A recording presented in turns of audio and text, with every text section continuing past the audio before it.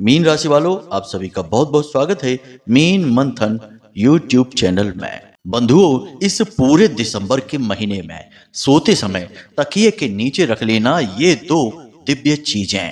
इन चीजों में इतनी अधिक शक्ति है कि जिस दिन से आप इन्हें अपनी तकिए के नीचे रखकर सोएंगे, आप सौभाग्य को अपने जीवन में चुंबक की तरह आकर्षित कर लेंगे।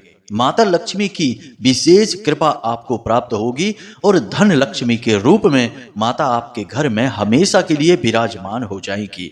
धन दौलत आपके कदम चूमने लगेगी। जो भी आपके शत्रु हैं, जो भी आपके जीवन में बाधाएं हैं, चाहे वे ग्रह नक्षत्रों से उत्पन्न हो रही हो या कोई इंसान जानबूझकर आपके जीवन में रोड़े अटका रहा हो, सब बाधाएं एक क्षण में ही समाप्त हो जाएंगी। नया वर्ष आने से पहले इस अंतिम मास में इस क्रिया को आप अवश्य शुरू कर दें, ताकि नए वर्ष के संपूर्ण शुभ योगों का आपको चमत्कारी परिणाम प्राप्त हो सके। तो जयकारा बोलो माता रानी का, जगत माई महामाई माँ भद्रकाली की जय बोलो, माता रानी के सांचे दरबार की जय बोलो। बंधुओं, बड़े ही भाग्यशाली होते हैं वो लोग जिन्हें माता रानी स्वयं कोई ना कोई संकेत देती हैं, किसी न किसी के माध्यम से, जिनके जीवन में खुशियां लेकर आती हैं और जिनके जीवन के दुख और तकलीफों को स्वयं अपने हाथों से मिटा डालती हैं। बंधुओं, ऐसे परम भाग्यशाली आप बनने वाले हो। बस आपको करना होगा यह एक छोटा सा काम। आपको इन दो छोटी सी चीजों को अपनी तकिए के नीचे अवश्य ही नित्य रख के सोना होगा। चमत्कार तो आप फिर अपनी आंखों से होते हुए अपने जीवन में देखेंगे ही। बंधुओं, एक बात याद रखना, आज का यह जो कार्यक्रम है, यह कोई साधारण कार्यक्रम नहीं है। इस कार्यक्रम में आपके जीवन के कुछ ऐसे मूल मंत्र छिपे हुए हैं, ऐसे रहस्यों से पर्दा उठने वाला है जिनके बारे में आप खुद भी सोचकर सुनकर चौंक उठेंगे, क्योंकि ऐसा ज्ञान अब तक आपको प्राप्त नहीं हुआ है। इस कार्यक्रम में हम आपसे ही बातें करेंगे, आपसे कुछ प्रश्न पूछेंगे, आपके जीवन के बारे में कुछ ऐसे अद्भुत रहस्य आपको बताएंगे जिनको जान लेने के बाद आप सचमुच में अपने जीवन को बदलने की दिशा में एक कदम उठा पाएंगे। हम जानते हैं कि आपने अपने जीवन में बहुत मेहनत की है, बहुत कुछ आपने अपने जीवन में गंवाया भी है। शारीरिक परिश्रम और धन की तो बात ही क्या की जाए, भावनात्मक तौर पर भी आप अंदर ही अंदर बहुत टूटे हैं। लेकिन जिन लोगों से और जिन परिस्थितियों में आपने मदद की उम्मीद की थी, उन्होंने कभी आपका साथ नहीं दिया, और जिन्हें आपको समझना चाहिए था, उन्होंने कभी आपको समझा भी नहीं। कहने का मतलब यह है कि हम अच्छी तरह से जानते हैं कि आपने अपने जीवन में कौन सी बड़ी कीमतें चुकाई हैं, किस प्रकार आप आज इस मुकाम तक पहुंच पाए हैं। जो भी कुछ आज आपने हासिल किया है, वह केवल और केवल अपनी शक्ति, अपनी योग्यता और अपनी मेहनत के दम पर। फिर भी बंधुओं, हम आपको बता दें कि आपके छुपे हुए शत्रु जो आपके अपनों में ही रहते हैं, आपके आसपास के लोगों में ही रहते हैं, वे अभी भी आपका पीछा नहीं छोड़ रहे हैं। पल प्रतिपल आपके जीवन की हर एक खबर उन्हें रहती है और वे हमेशा कुछ न कुछ ऐसा आपके ऊपर आजमाते रहते हैं कि आपके जीवन में परेशानियां फिर से वापस आ जाएं और जो परेशानियां अभी हैं वे कई गुना बढ़ जाएं। बंधुओं, आपके शत्रु तो इस हद तक गिर चुके हैं कि वे आपके ऊपर किसी भी प्रकार की काली तांत्रिक क्रिया करने से भी पीछे नहीं हटते हैं। लेकिन एक बड़ी ही अजीब और बहुत ही सकारात्मक बात आपके साथ यह है कि आप बेशक ऊपर से थोड़े से हताश और निराश दिखाई देते हैं, लेकिन अंतर मन की गहराई में आपके अंदर गजब की शक्ति है। आपका मनोबल बहुत ही शक्तिशाली है। और एक सबसे अद्भुत बात जो आपके अंदर है, जो संसार में किसी अन्य के पास नहीं है, कि जब भी जीवन में परिस्थितियां बहुत विकट होती हैं, बहुत ही विपरीत होती हैं, तब आप जो साहस दिखाते हैं, जो हिम्मत दिखाते हैं, वह देखने लायक होती है। जी हाँ बंधुओं, देखा जाए तो आपके अंदर नेतृत्व के सारे गुण हैं। आप एक उत्तम प्रकृति के इंसान हैं, परंतु कुछ कमजोरियां भी हैं आपके पास। सारी शक्तियां नहीं हैं, कुछ आसक्तियां भी हैं। जैसे कि आप भावनात्मक तौर पर बहुत कमजोर हैं। आपके अंदर ज्ञान का खजाना भरा हुआ है। हर विषय पर आपको कुछ न कुछ ज्ञान अवश्य रहता ही है, लेकिन आपकी भावनाएं आपके आड़े आ जाती हैं। आपका दिमाग खूब कहता है कि इस इंसान पर भरोसा मत करो, यह तुम्हें फंसाएगा ही, तुम्हें कहीं का नहीं छोड़ेगा। फिर भी आपका दिल इतना कोमल है कि आपके मन की, आपके दिमाग की भाषा उसे समझ नहीं आती है। इसकी अपनी ही एक अलग भाषा है और इसकी भाषा में आप फंस जाते हैं और भावनात्मक होकर निर्णय ले लेते हैं। और जब जब आपने भावुकता से निर्णय लिया है, तब तब आपके जीवन में परेशानियां आई हैं। तो अब सारी परेशानियों का अंत करने का समय आ चुका है। अब आपको हम ना केवल मानसिक और भावनात्मक तौर पर मजबूत बनाएंगे, बल्कि आपके जीवन में ईश्वर की शुद्ध सकारात्मक ऊर्जा को भेजने का पूरा प्रयास करेंगे। परंतु बंधुओं, यह प्रयास ही तो है। अगर आप कोई क्रिया नहीं करेंगे तो हमारा प्रयास तो विफल हो जाएगा। ताली कभी एक हाथ से नहीं बजती है।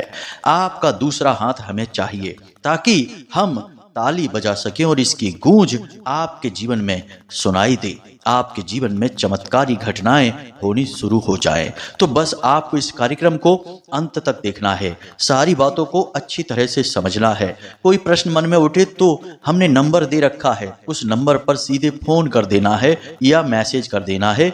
माता रानी के सेवक आपकी सारी बातें सुनेंगे, समझेंगे और हमारे पास पहुंचाएंगे। फिर हमें समय मिलेगा तो हम तुरंत आपसे संपर्क करेंगे। तो बस कार्यक्रम को अंत तक देखें, तभी हमारी मेहनत सफल होगी और आपको भी अद्भुत ज्ञान प्राप्त होगा जो जीवन को बदलने योग्य होगा। तो चलिए बिना समय गवाए आज के इस विशेष कार्यक्रम की शुरुआत करते हैं, माता रानी का नाम लेते हुए, उन्हें याद करते हुए। तो चलिए कमेंट बॉक्स में लिख डालिए, जय मां भद्रकाली कृपा करो। माता रानी आपके ऊपर विशेष कृपा करेंगी, हमें पूर्ण विश्वास है। तो चलिए बंधुओं शुरू करते हैं। अब ध्यान से सुनिए, यह जो दिसंबर का महीना है, इस महीने में कुछ जरूरी कार्य हैं जिन्हें आपको अवश्य कर ही लेना चाहिए। जैसे कि आपको किसी भी मंगलवार के दिन हनुमान जी के मंदिर में जाकर गुड़ का, चने का और गेहूं का दान अवश्य कर ही देना चाहिए। ये सभी मंगल के कारक हैं और मंगल बकरी चाल चलने वाले हैं 7 दिसंबर से। उसके बाद आपके जीवन में कुछ परेशानियां उत्पन्न हो सकती हैं, क्योंकि मंगल का नाम तो मंगल है, परंतु है पूर्ण रूप से अमंगलकारी। इसलिए इन्हें साधने के लिए हनुमान जी की शरण में जाना पड़ता है। इनके अधिपति हनुमान जी ही हैं। तो आपको ये 3 वस्तुएं किसी भी मंगलवार के दिन निकट के हनुमान जी के मंदिर में दान कर आना है। इससे मंगल आपके अनुकूल हो जाएंगे। अब ध्यान से सुनिए, आपसे हम कुछ प्रश्न पूछेंगे। उन प्रश्नों के जवाब आपको अपने मन में देना है या यूं कहें कि विचार करना है। फिर आपको हम कुछ बातें बताएंगे जिन्हें जानकर आपको निश्चित तौर पर बहुत आश्चर्य होगा। अब सबसे पहले हम आपसे यह पूछते हैं कि रात्रि के समय जब आप सोने के लिए जाते हैं, तो जब तक आप नींद की गहराई में नहीं डूबते हैं, तब तक आपको सब पता रहता है कि आप कहाँ हैं, क्या कर रहे हैं, कैसे कपड़े आपने पहने हैं, कैसे लोग आपके आसपास हैं, दिन है कि रात है, यानी कि इस दुनिया की पूरी अनुभूतियां आपके पास होती हैं। लेकिन आप जैसे ही नींद की गहराई में जाते हैं, आप सब कुछ भूल जाते हैं। फिर आपको कुछ नहीं पता कि आपके आसपास कैसे लोग हैं, कैसी दुनिया है, दिन है, रात है, कुछ भी नहीं पता है। तो असल में आपको जब नींद में जाने की यह अवस्था हावी होती है, उस समय इस संसार से आपका संपर्क भी कमजोर होने लगता है और आप एक अलग संसार में जाने लगते हैं। अब उस संसार में, जिसे हम नींद का संसार कह सकते हैं अभी के लिए, फिर आगे उसका हम आध्यात्मिक नाम भी बताएंगे, उस संसार में जाने का समय क्या होगा यह आप निर्धारित नहीं करते हैं, यह शायद वही संसार निर्धारित करता है। इसीलिए आपने कभी देखा होगा कि कई बार तो आप बस यूं ही आंख बंद करके कुछ समय के लिए लेटेंगे और तुरंत नींद में चले जाएंगे, आपको पता ही नहीं चलेगा। और इसीलिए कभी कभी ऐसा होता है कि जब आप खूब सोने की कोशिश करेंगे, फिर भी आप नींद में नहीं जा पाएंगे, बस यहाँ से वहां करवटें बदलते रहेंगे। अब आपके मन में कोई बेचैनी भी नहीं है, कोई विचार भी नहीं है, तब भी आपको नींद नहीं आ रही है। मतलब कि आपको उस नींद की दुनिया में, नींद के संसार में प्रवेश नहीं मिल पा रहा है। इस वजह से आपको नींद नहीं आ रही है। तो अब इन सब बातों से यह बात स्पष्ट होती है कि आपको नींद कब आएगी यह असल में आपका निर्णय नहीं है, यह निर्णय किसी और का है। आप तो बस लेट जाते हैं, आंखें बंद करते हैं और नींद के आने का इंतजार करते हैं। यानी कि नींद एक रहस्य है। अब इस रहस्य के विषय में विज्ञान क्या कहता है, इस विषय पर तो चर्चा ना करें तो ही अच्छा है, क्योंकि विज्ञान को नींद के विषय में अभी कुछ भी नहीं पता चला। विज्ञान तो खुद बहुत बौना है, अभी बस विचार ही कर रहा है, सोच ही रहा है, अध्ययन रिसर्च अभी चल ही रही है नींद के ऊपर। लेकिन हमारा आध्यात्म इसके विषय में बहुत कुछ कहता है। हिंदू धर्म की उन्नत परंपराएं और ऋषि मुनियों की गहरे अध्ययनों के आधार पर बहुत सारी बातें हमें पता चली हैं कि नींद क्या है। अब आप ध्यान से सुनिए। जब हम रात्रि में सोने के लिए लेटते हैं तो हमारा जो शरीर है वह तो विश्राम की अवस्था में चला जाता है, लेकिन इसी शरीर से जुड़ा हुआ एक और शरीर होता है जिसे हम आत्मिक शरीर कहते हैं, या फिर यूं कहें सूक्ष्म शरीर, जो हमारे इस शरीर से एक रेशमी धागे से जुड़ा रहता है जिसे हम सिल्वर कॉर्ड कहते हैं। यह धागा हमारी नाभि से और सूक्ष्म शरीर के नाभि से आपस में जुड़ा रहता है। अब जब आप नींद में जाते हैं तो असल में यह सूक्ष्म शरीर आपके भौतिक शरीर को छोड़कर अन्य लोगों के भ्रमण में चला जाता है। इसीलिए आप जब सोकर जागते हैं और कुछ सपने देखते हैं तो आपको सपनों की अधूरी सी यादें रहती हैं। कभी कभी तो सपना आपको याद ही नहीं रहता है, और याद रहेगा भी तो हल्की फुल्की यादें रहेंगी, पूरी तरह से नहीं। अब ऐसा क्यों? क्योंकि जो भी कुछ सपने में आपने देखा वह आपके इस भौतिक शरीर ने नहीं देखा, यह तो आपके बिस्तर पर पड़ा था, इसलिए यह इस भौतिक शरीर की यादें नहीं है। लेकिन आपके सूक्ष्म शरीर ने वह सब कुछ देखा, इसलिए वे यादें आपके सूक्ष्म शरीर की हैं। इसीलिए जब आप सोकर जागते हैं तो आपको कुछ भी ठीक से याद नहीं रहता कि आपने क्या सपना देखा। लेकिन कुछ सपने ऐसे होते हैं जो आपको पूरी तरह से याद भी रहते हैं, वे असल में संदेश होते हैं। जी हाँ बंधुओं, जो आपका सूक्ष्म शरीर आपके इस भौतिक शरीर में आपके मन मस्तिष्क में डालना चाहता है, क्योंकि वह आपके किसी पितृ पूर्वज से मिलकर आया है, किसी ऐसे संसार में घूमकर आया है जहां से कुछ विशेष सूचना है जिसका लाभ आपको प्राप्त हो सकता है, आपके उपयोग की है वह सूचना। मित्रों, उम्मीद कर रहे हैं हम कि आप हमारी सारी बातों को गहराई से समझ रहे हैं, क्योंकि बिना ध्यान दिए आपको कुछ भी समझ में नहीं आएगा। यहाँ पर हम पूर्ण आध्यात्म की बात कर रहे हैं। अब मानकर चलिए कि आपका सूक्ष्म शरीर आत्मिक लोक में भ्रमण कर रहा है। वहां पर वह कई प्रकार के लोगों को देखेगा, जीव जंतुओं को देखेगा जो अब इस संसार में नहीं रहते हैं, आत्माओं के संसार में। लेकिन वहीं से वह सूक्ष्म शरीर अन्य लोकों में भी जा सकता है, जैसे पितृलोक में, सूर्यलोक में, ब्रह्मलोक में, सतलोक में, तपलोक में, या फिर हमारे जो शास्त्रों में वर्णित कई प्रकार के लोक हैं। अब हमारा सूक्ष्म शरीर जब पितृलोक में जाएगा तो वह हमारे पितृ पूर्वजों से मिलेगा। इसीलिए आपको सपने में ऐसा लगता है कि आप अपने किसी पुरखे पूर्वज को देख रहे हैं जो अभी इस संसार में नहीं है। जब उनसे मिलेगा तो वह उनसे बातें करेगा, उनके दर्शन करेगा, और यदि कुछ सूचना है तो वे आपको सूक्ष्म शरीर को जो सूचना देंगे उस सूचना को लेकर आपके पास आएगा। इसीलिए वह सपना आपको याद रहेगा।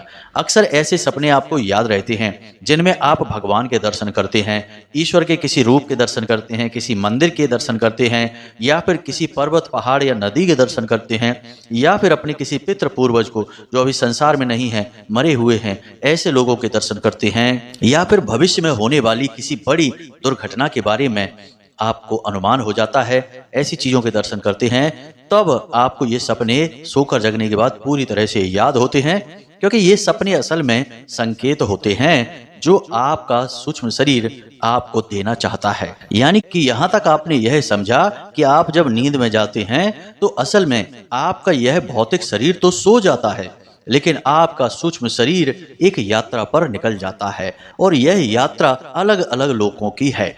तो अब यहाँ तक आपको यह समझ में आ गया है कि सूक्ष्म शरीर किस प्रकार आपके सोने के समय पर यात्रा पर निकलता है। अब यहाँ पर आपके काम की एक बात और निकल कर आती है कि आपका सूक्ष्म शरीर आपको भविष्य में होने वाली बहुत सारी सूचनाओं की जानकारी दे सकता है, अलग अलग लोकों की यात्राएं कर सकता है, कई प्रकार की दिव्य ऊर्जाओं की, यहाँ तक कि देवी देवताओं की और भगवान के संपर्क में भी आसानी से आ सकता है। तो अब मूल बात यहाँ पर यह निकल कर आती है कि आप देवी देवताओं की विशेष कृपा और आशीर्वाद को इस प्रक्रिया से गुजरकर आसानी से हासिल कर सकते हैं। अब यह क्रिया क्या है, इसे आप ध्यान से समझिए। हम आपको बताने जा रहे हैं एक ऐसी क्रिया, एक ऐसी चीज के बारे में जिससे जब आप अपनी तकिए के नीचे रखकर सोएंगे और किसी विशेष ऊर्जा को साधने की कोशिश करेंगे तो वह ऊर्जा आपके सूक्ष्म शरीर के संपर्क में आएगी।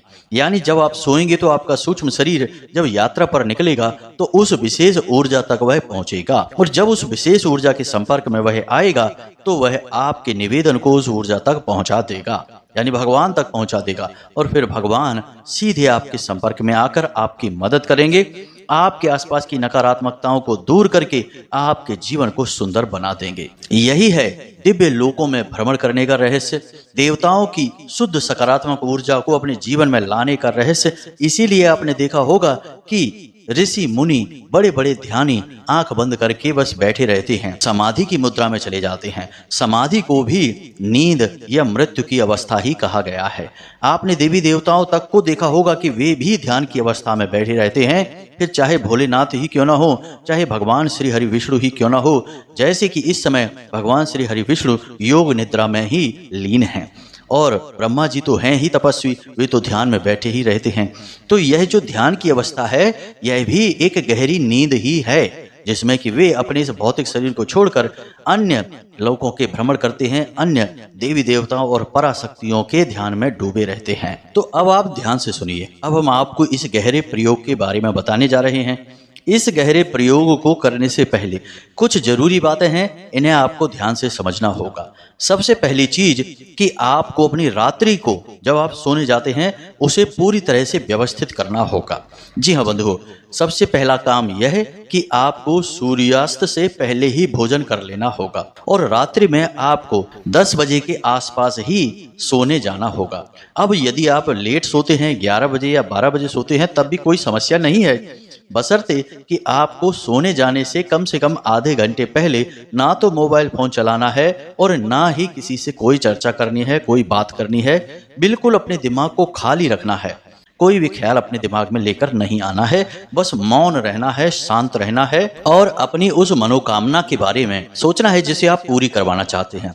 धन की कमी है तो पैसे के बारे में सोचेंगे, काम धंधे व्यापार के बारे में, नौकरी के बारे में सोचेंगे, या और भी कोई कष्ट है तो उस समस्या या परेशानी को दूर करने के बारे में सोचेंगे। साथ ही साथ आप अपने आराध्य के भी बारे में विचार करेंगे, मन में उनसे निवेदन और विनती करते रहेंगे। कहने का मतलब यह है कि जो सोने की गहरी आध्यात्मिक प्रक्रिया है उसमें उतरने से पहले आप अपने आप को, अपने मन को तैयार करेंगे। इससे आपके सूक्ष्म शरीर को बल प्राप्त होता है और एक सही दिशा निर्देश भी प्राप्त होता है, अन्यथा वह कहाँ भटकेगा, यूं ही भटकता रहेगा, आपके बताए हुए मंजिल तक नहीं पहुंचेगा, देवी देवताओं तक नहीं पहुंचेगा। अब आपकी आस्था और विश्वास जिस भी देवी देवता में है उसी से आपका सूक्ष्म शरीर संपर्क करेगा, तो आपको उनके बारे में मन में विचार करते रहना है।